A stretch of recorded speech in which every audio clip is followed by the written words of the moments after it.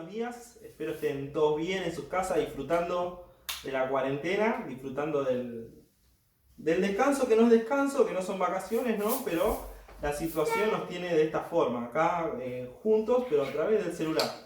Esto que grabamos no está en vivo, nosotros en el domingo también estamos sentados como ustedes, al frente de un celular, en una computadora, viendo y cantando. Viendo y cantando, escuchando la palabra de Dios, y también solemos tener separados los símbolos con los cuales compartimos y recordamos la obra de Cristo que nos hizo a nosotros individualmente y también cómo nos sigue obrando en familia.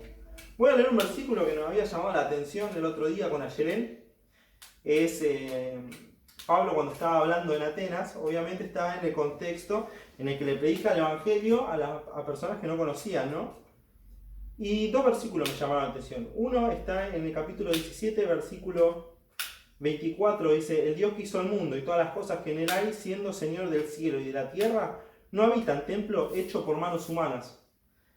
Y el otro, en el versículo 27, dice: para que busquen a Dios y en alguna manera palpando puedan hallarle, aunque ciertamente no está lejos de cada uno de nosotros, ¿no? Dios no es el templo, son los miembros, ¿no? Los que estamos ahora juntos a través de la tecnología, y también está cerca, no está lejos de nosotros. Nosotros no hace falta que lo palpemos de cosas físicas como muñecos, sino que está con nosotros en nuestro corazón a través del Espíritu Santo. Vamos a cantar dos himnos. El primero que vamos a cantar es el 449, tengo acá a mi ayudante. ¡Hola! Y bueno, y la demás familia está... Ahí está en tratamiento. Del otro lado allá. Y mi hermanita. ¿Cantamos? Sí.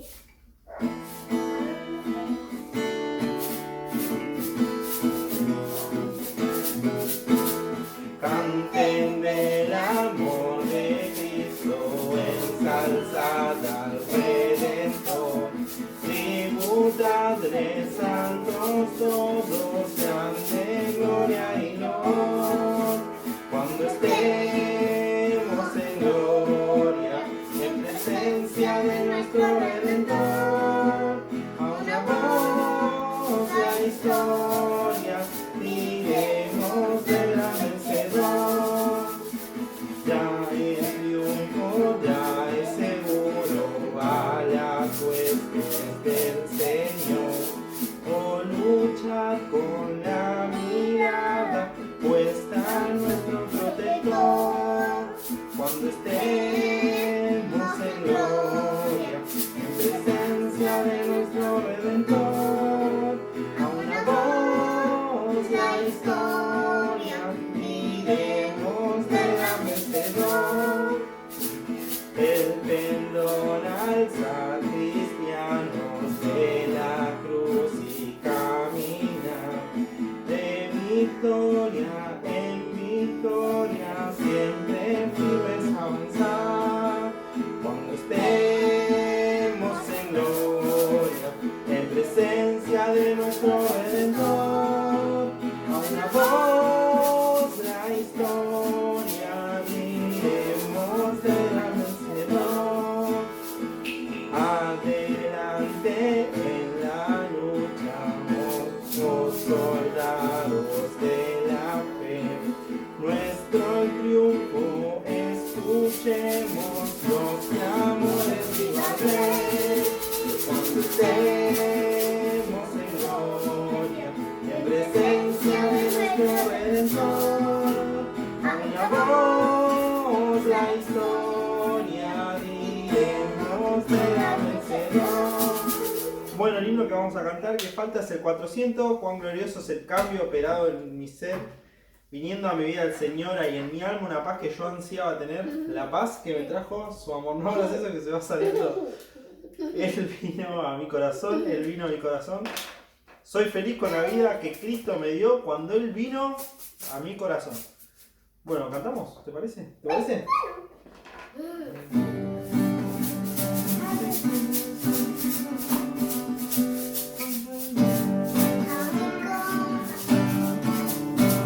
Glorioso es el cambio operado en mi ser, viniendo a mi vida el Señor. Hay en mi alma una paz que yo ansiaba tener,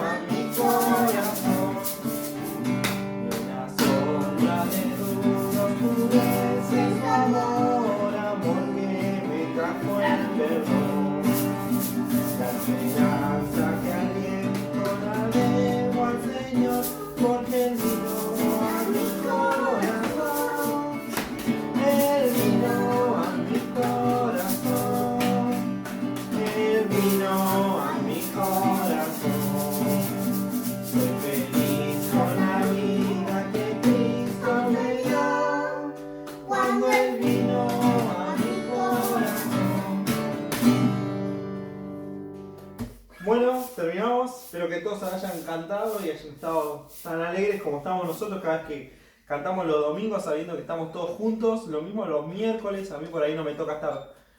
Este miércoles sí voy a poder estar. Pero bueno, sé que están todos ahí mirándose las caras, compartiendo un motivo de oración y obviamente compartiendo la palabra. ¿Vamos a orar? ¿Oramos y terminamos? Sí, ¿cómo que no? Señor Jesús, gracias porque eres bueno con nosotros, Señor, nos cuidas de todo, nos cuidas del mal. Señor, sabemos que podemos estar juntos a través de la pantalla. Señor, pudiendo compartir, Señor, como iglesia, todos los miembros juntos en armonía. Señor, recordando la obra de Cristo en la cruz. Esa cruz de perdón, Señor, esa cruz que nos unifica y esa cruz que nos dio una nueva vida, Señor. Gracias porque nos amas, bendice tu palabra, Señor, y que al compartir los símbolos en familia podamos tener el mismo sentir que tenemos cuando vamos los domingos a la iglesia.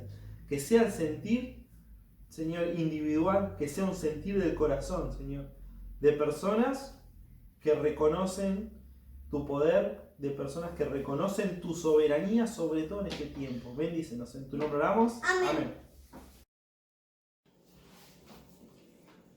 Hermanos, buenos días. Qué lindo es poder saludarlos un domingo más y encontrarnos una vez más por este medio.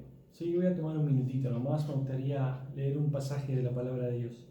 1 Corintios 16:1. El apóstol Pablo le escribe a la iglesia en Corintios en el capítulo 16, versículo 1.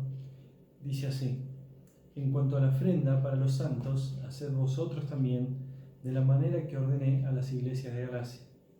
Cada primer día de la semana, cada uno de vosotros ponga aparte algo, según haya prosperado, guardándolo, para que cuando yo llegue, no se recojan entonces ofrenda. ¿Sí? Así que quería dejar un mensaje, ¿sí? para que cada uno de nosotros, de acuerdo a lo que estuvimos prosperando, podamos ir guardando. Durante este medio, nos estuvimos aprovechándolo, pudiendo alabar a Dios, pudimos también aprender de la palabra, compartir de la palabra, y los días miércoles también tenemos nuestro tiempo de compartir, de oración, y de alguna manera podemos seguir con lo que habitualmente hacemos en la iglesia, y que la ofrenda no sea una excepción, ¿sí? Que cada uno de nosotros podamos cada domingo ahí guardar, ¿sí? Para que en el momento en que nos volvamos a juntar en la iglesia poder ofrendar. Y si algún hermano desea ofrendar de antemano, ¿sí? Puede comunicarse con algunos de la tesorería como Marcos, Francis, Florencia, ¿sí? Y para acordar cómo pueden hacer llegar la ofrenda, ¿sí? Así que, hermanos, quería dar este pequeño aviso y para que lo tengan en cuenta para cuando nos volvamos a ver. Así que, sin más, ahora vamos a tener un tiempo de música especial con Victoria y luego de esto viene el tiempo de la palabra de Dios. Un abrazo, bendiciones.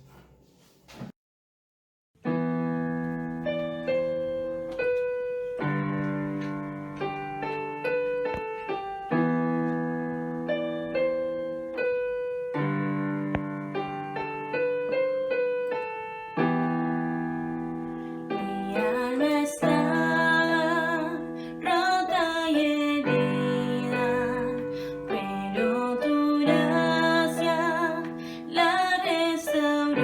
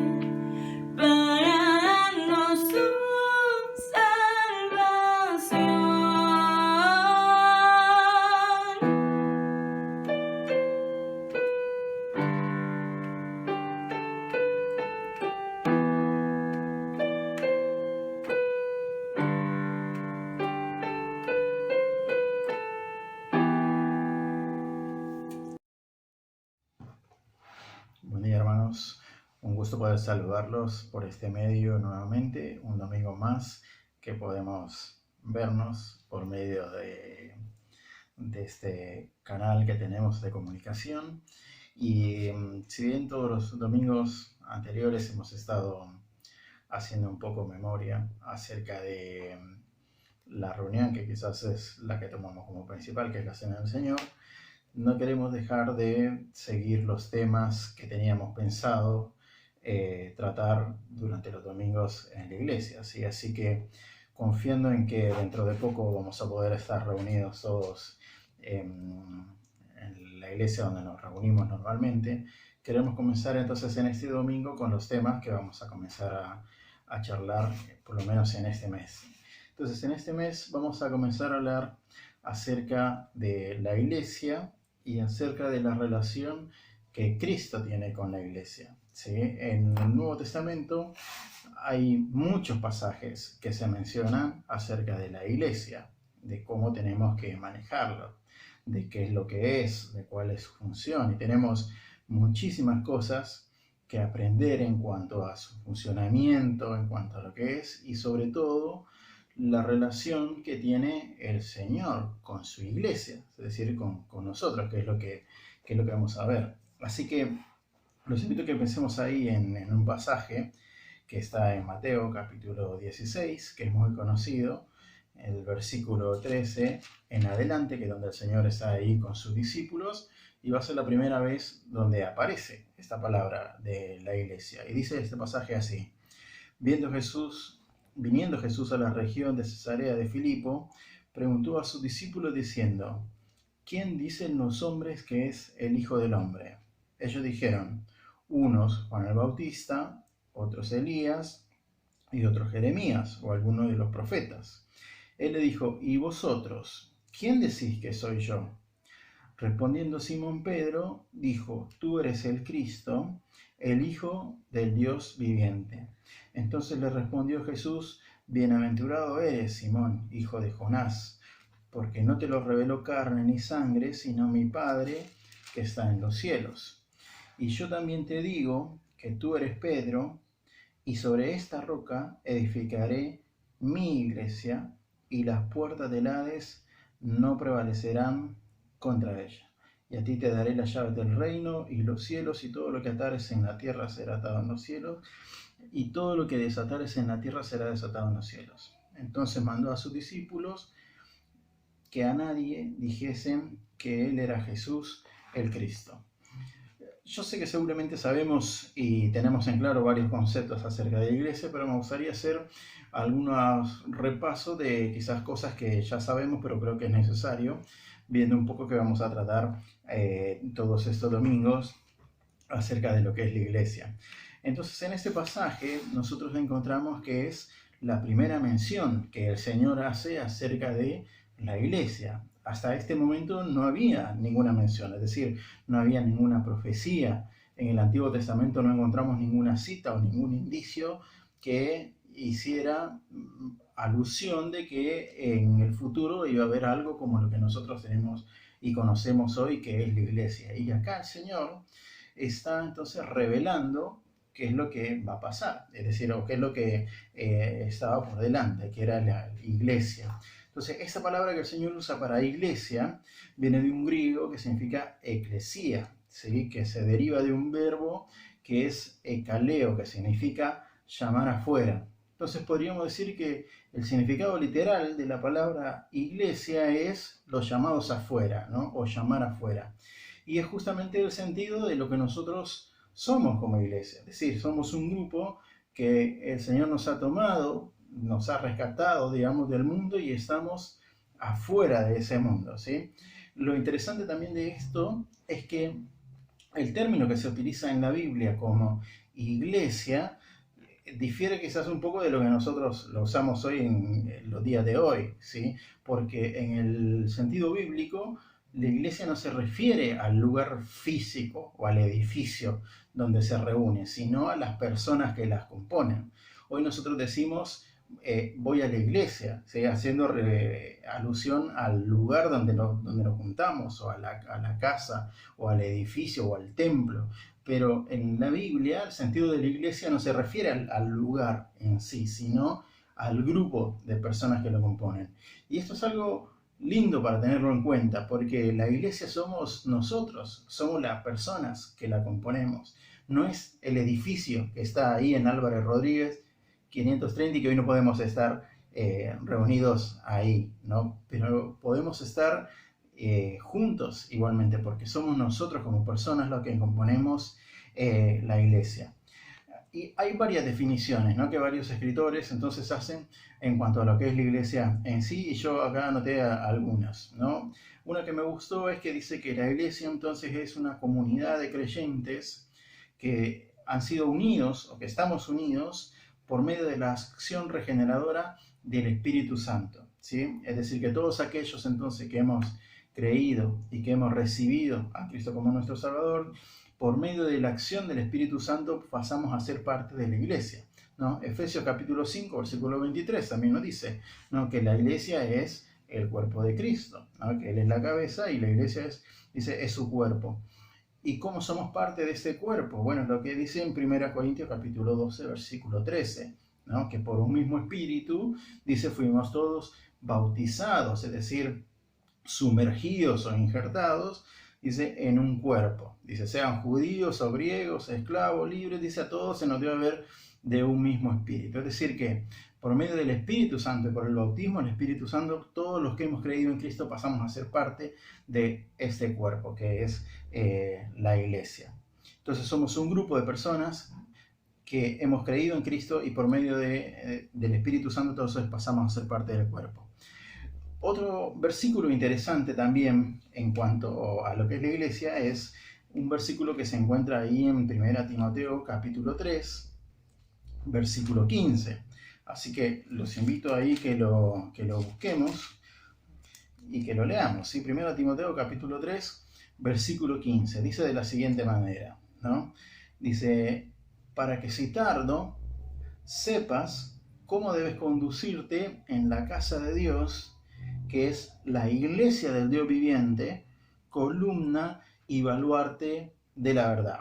Y ese versículo la verdad que es hermoso, ¿no? Porque Pablo le está escribiendo a Timoteo y le dice, si yo tardo en llegar, dice, tenés que saber entonces cómo manejarte. Pero él da concepto acá de la iglesia y dice tres cosas en cuanto a la iglesia. Dice que la iglesia en primer lugar es la casa de Dios.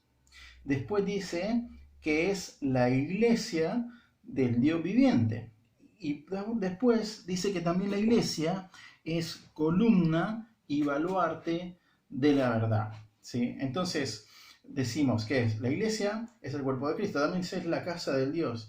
Dice, es la iglesia del Dios viviente, lo cual me habla de una pertenencia, ¿no? Él es el dueño de la iglesia. Y dice después, y esto es lo que quisiera que pensemos en un poquito, es en el columna y baluarte de la verdad. Y acá usa estas dos palabras, ¿no? Columna, dice, y baluarte de la verdad.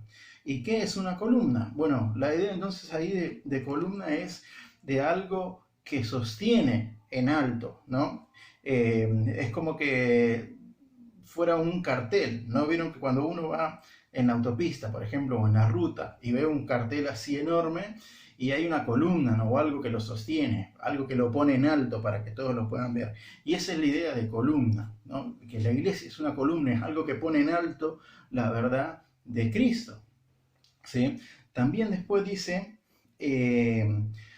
pensando también en esto de columna, que una columna obviamente tiene que ser algo fuerte, ¿no?, para que soporte todo el peso que tiene encima. Pero también una columna es algo que se pone en un lugar estratégico, ¿no? No se pone una columna en cualquier lado, no en el medio del patio, sino lo pones en un lugar donde va a tener una utilidad. Y eso entonces es interesante pensarlo, porque nos lleva a pensar que entonces la iglesia tiene que ser fuerte y sobre todo hoy en día para dar testimonio acerca de la verdad de Cristo.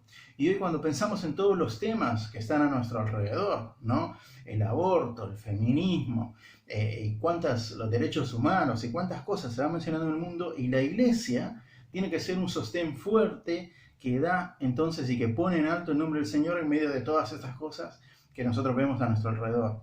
Pero por otro lado también pensamos en ubicación, como decíamos, ¿no? Uno lo pone en un lugar estratégico.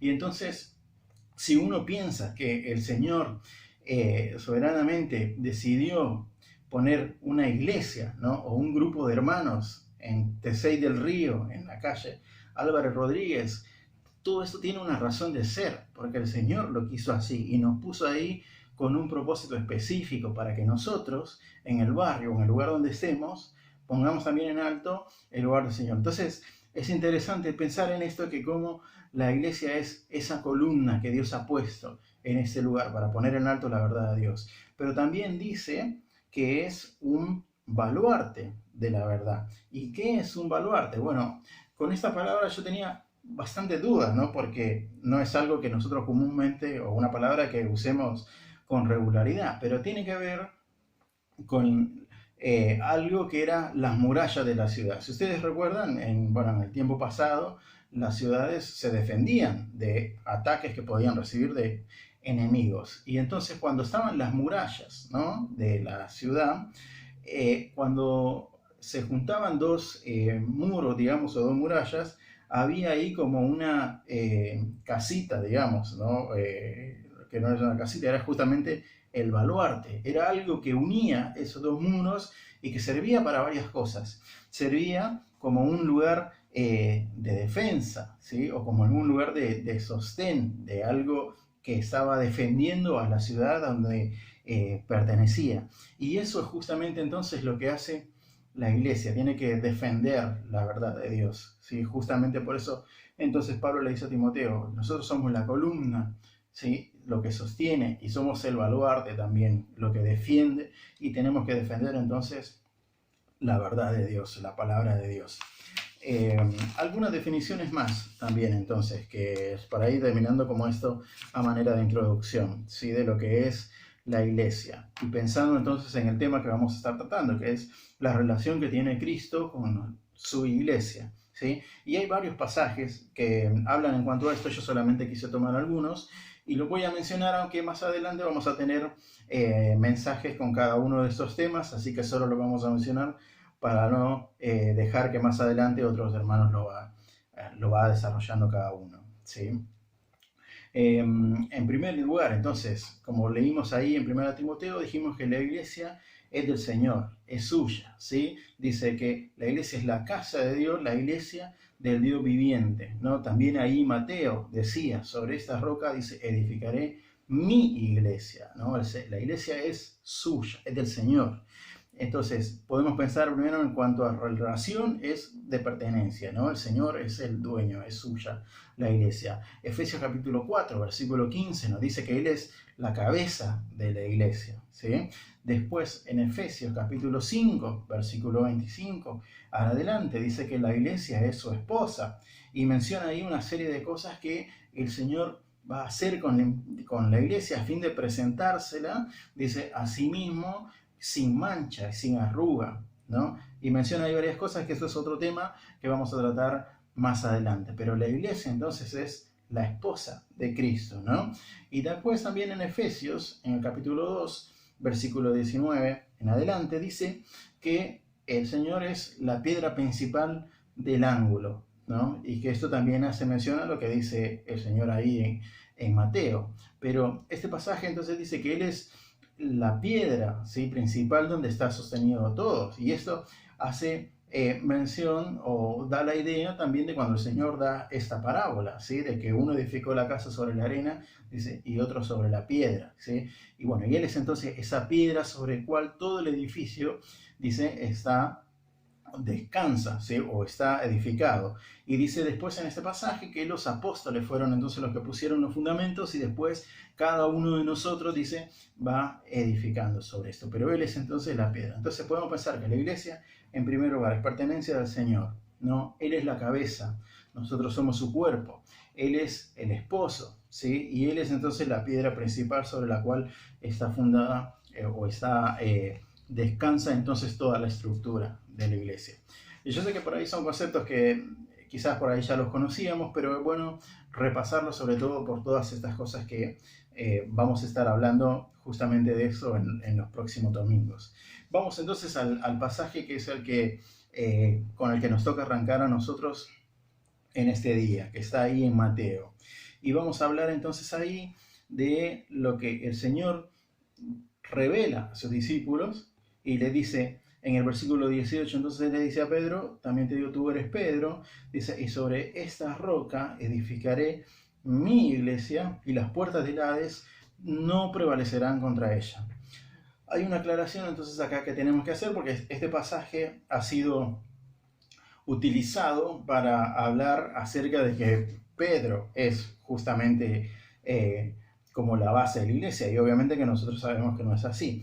Pero bueno, es importante aclarar, en algunas Biblias, o creo que en la mayoría, se van a dar cuenta que cuando le dice tú eres Pedro, tiene ahí una noción, y abajo está la palabra en griego que se utiliza para cada una de esas dos cosas, ¿no? Cuando le dice tú eres Pedro, hace una mención ahí que la palabra es Petros, ¿no? Que significa una piedra, ¿sí? Y eso es lo que significaba el nombre de Pedro. Le dice, tú eres una piedra, pero después dice sobre esta roca, ¿sí? Y esa palabra roca es otra palabra que no es la que se usa cuando el Señor hace mención a Pedro, y esta palabra es Petra, que esta palabra Petra significa una roca grande y no una piedra chica como cuando le hace mención, es decir, que había una diferencia. Le dice tú eres Pedro, que significa una piedra chica, y después dice y sobre esta roca, es decir, sobre una roca se menciona algo más grande, dice edificaré mi iglesia. ¿Y cuál es esa roca?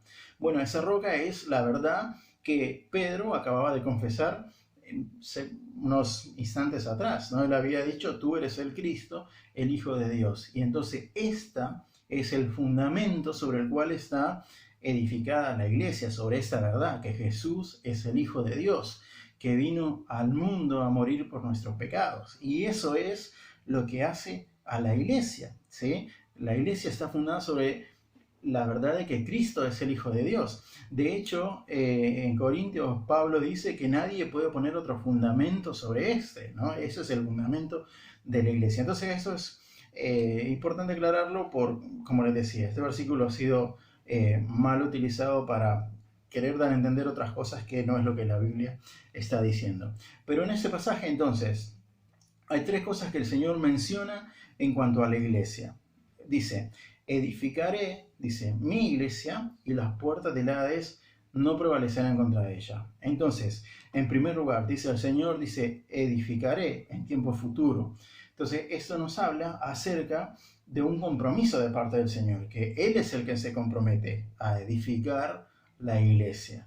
Después, justamente dice, mi iglesia, ¿no? Hablando en cuanto a la pertenencia, que la iglesia es suya, que es lo que también Pablo le escribe a Timoteo en el pasaje que leímos hace unos minutos atrás.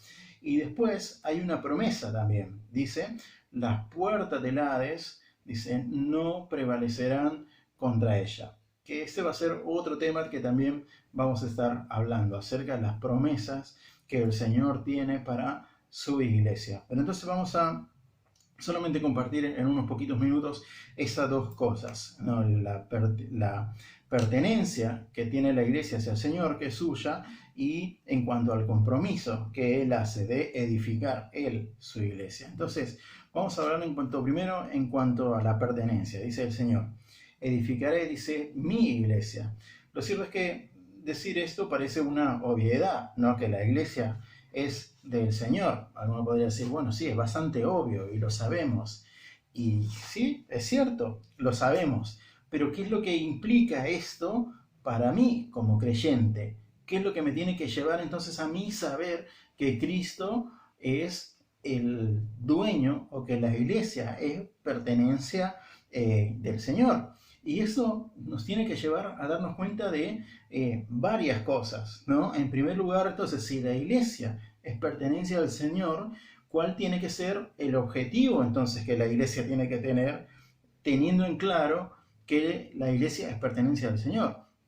Entonces, la iglesia obviamente tiene que obedecer con lo que su dueño le dice, ¿no?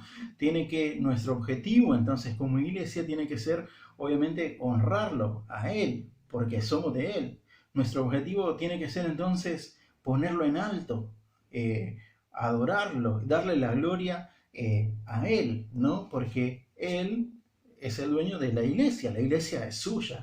Y cuando pensemos en la iglesia, no pensemos como algo abstracto, ¿no? Sino pensemos en nosotros, que nosotros somos parte de la iglesia. Porque recordemos lo que dijimos al principio, que la iglesia, el concepto bíblico no es el lugar físico, sino las personas que la componen, es decir, cada uno de nosotros. Entonces nuestro objetivo tiene que ser ese. Pero por otro lado, también la confianza que nosotros tenemos que tener en el Señor tiene que ser plena, porque Él dice es su iglesia. Es decir, que Él es el que la controla, Él es el que la dirige, ¿sí? Y Él es el soberano de la iglesia, ¿sí? Él es el que pautó los principios y las reglas y las normas que nosotros hoy manejamos, vienen de parte de Él. Y entonces, recordemos, aunque si bien más adelante lo vamos a ver también, cuando veíamos ahí en Efesios que Él es su esposa y cómo Él se compromete entonces a limpiarlo, y hay entonces un compromiso, digamos, de que el Señor va a cuidar lo que es suyo.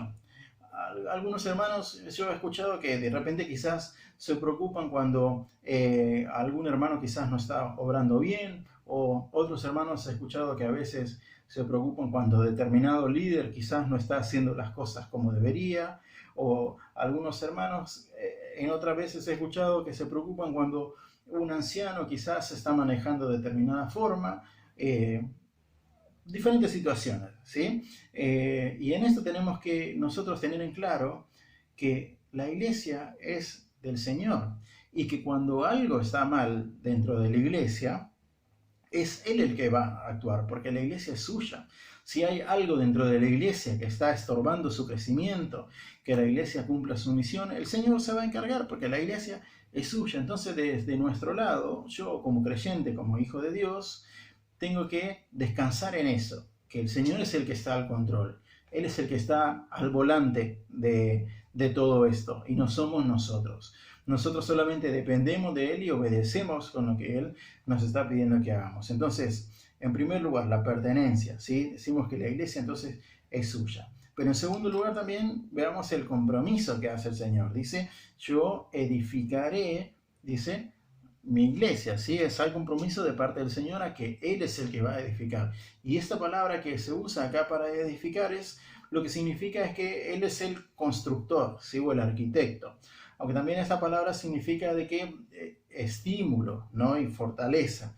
Y esto es todo lo que el Señor se está comprometiendo entonces a hacer por su iglesia. Él dice que se va a ocupar de edificarla, de construirla, de llevarla adelante. Entonces, ¿cómo lo va a hacer esto? Obviamente capacitándonos a nosotros para llevar adelante su obra, ¿sí? La obra de Él, no la obra nuestra, no mi ministerio, sino el ministerio suyo, en el cual Dios me permite participar o servir por su gracia, porque nosotros no lo merecemos, pero Él nos deja entonces ser parte de eso, de ser de su obra, de la obra que Él está haciendo. Aunque no nos necesite, pero Él nos da la oportunidad y el privilegio de poder servirle. Y entonces, ¿cómo lo hace? Por medio de varias cosas, ¿no? Él nos ha dejado su palabra como una guía y de principios de cómo nosotros tenemos que manejarnos. Él nos ha prometido su presencia también. Recordemos lo que el Señor le dijo a sus discípulos cuando Él estaba ascendiendo al cielo. Le dijo, he aquí yo estoy todos los días con vosotros hasta el fin. Es decir, Él nos dejó su palabra, pero Él también ha prometido estar con nosotros, no nos ha dejado solos. Él también nos ha dejado su Espíritu Santo, ¿sí?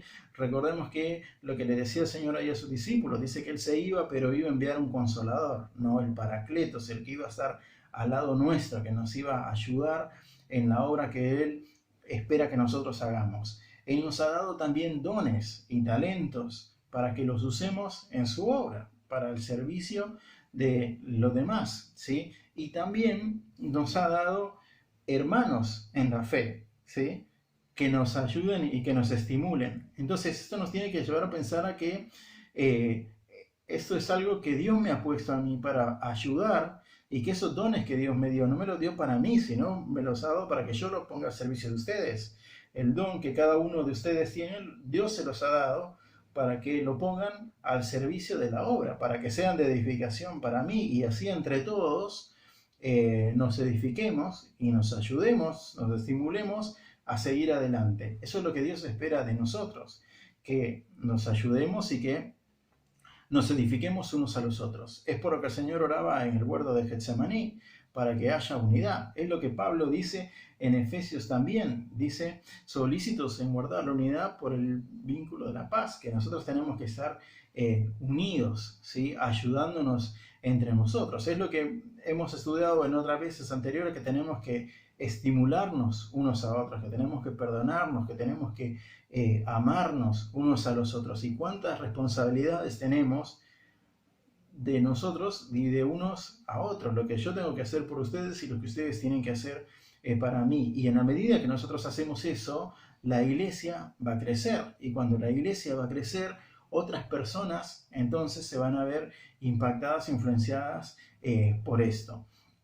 Recordamos entonces ahí en Efesios, en Hechos, perdón, quizás el momento de mayor auge que ha tenido la iglesia en el principio, y personas de a miles se convertían por las predicaciones de los discípulos. Pero cuando uno ve las características que tenían estos hermanos de ese momento, oraban juntos, compartían el pan con sencillez, y cuando se ayudaban entre las necesidades que tenían unos a otros, y cuando ve entonces uno este panorama, ¿no? Y al final dice que el Señor añadía cada día a las personas que habían de ser salvas, perdón. Es una consecuencia lógica, porque ¿a quién no le gustaría ser parte de un grupo como ese?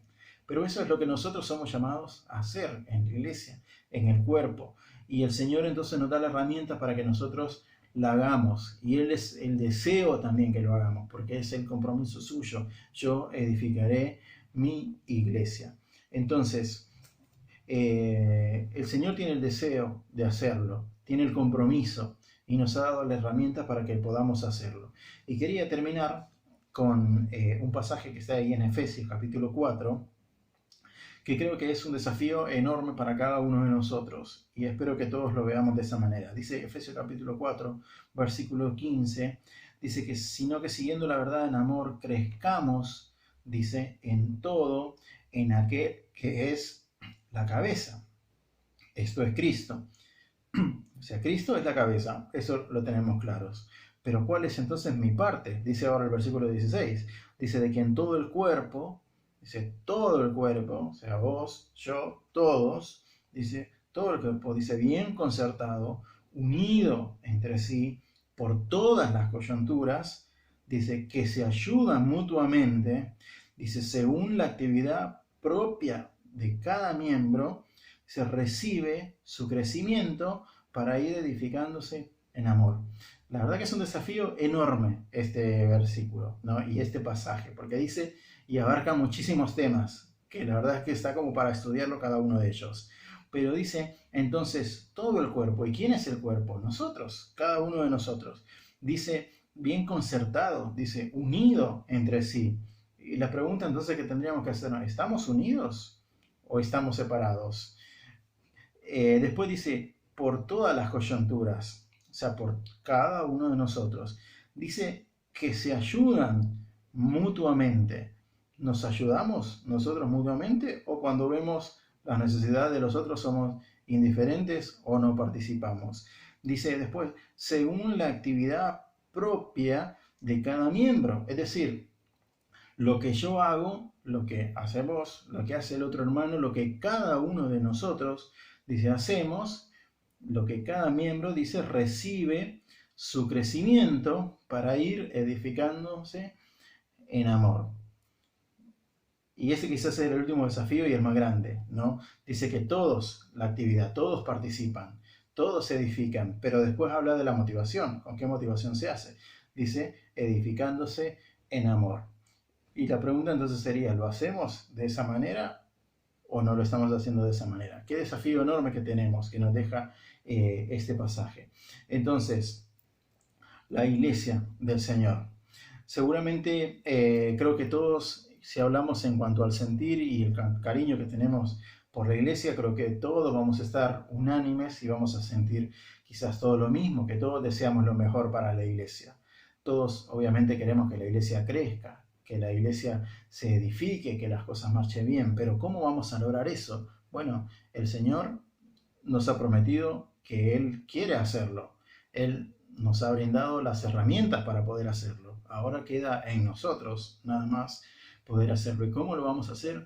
En la medida que cada uno de nosotros ponga su parte, ¿sí? Seguramente todos a veces estamos esperando del otro, no que otro sea el primero que empiece, que otro sea el primero que cambie, que los demás empiecen a hacer bien las cosas para entonces yo sumarme. Pero si todos nos quedamos viendo y esperando que los demás actúen y no nos comprometemos en forma personal, estamos fallando en nuestra misión. Recordemos entonces que el Señor entonces es el dueño. Él es el dueño de la iglesia. ¿Cuál es nuestro objetivo entonces? ¿Y qué es lo que nosotros queremos lograr para Él? Él nos da la oportunidad de servirle, hermanos, y sinceramente espero que en este tiempo tan especial que estamos pasando, que podemos estar a la distancia, viéndonos un ratito por semana, que nos sirva realmente para valorar y para apreciar lo mucho que nos necesitamos unos a los otros y lo importante que es estar juntos, estar cerca y compartir y animarnos unos a otros. Si bien es cierto que todos tenemos diferencias, tenemos diferentes puntos de vista en cuanto a varios temas, tenemos diferentes maneras de pensar y de ver las cosas. No obstante a eso, tenemos algo en común que tiene que ser más fuerte que todo eso, y es nuestra fe, el haber conocido al Señor. Así que los animo, ¿sí? Que Dios nos ha dado parte en este grupo tan maravilloso que es la iglesia, y Dios quiere que cada uno de nosotros pongamos de nuestra parte y que podamos cumplir entonces con lo que el Señor espera de nosotros y de su iglesia acá en la tierra, ¿sí? Vamos a orar. Señor, te agradecemos en esta mañana por tu palabra. Gracias porque podemos aprender de ella, aunque son pasajes que quizás los hemos leído tantas veces, Señor. Tú siempre tienes cosas nuevas para enseñarnos. Ayúdanos, Señor, como iglesia a poder cumplir, Señor, el propósito que tú esperas de nosotros. Poder hacer la tarea que tú quieres que nosotros hagamos, Señor, y poner tu nombre en alto. Te pido por cada uno de nosotros y te lo pedimos todo en el nombre del Señor Jesús. Amén.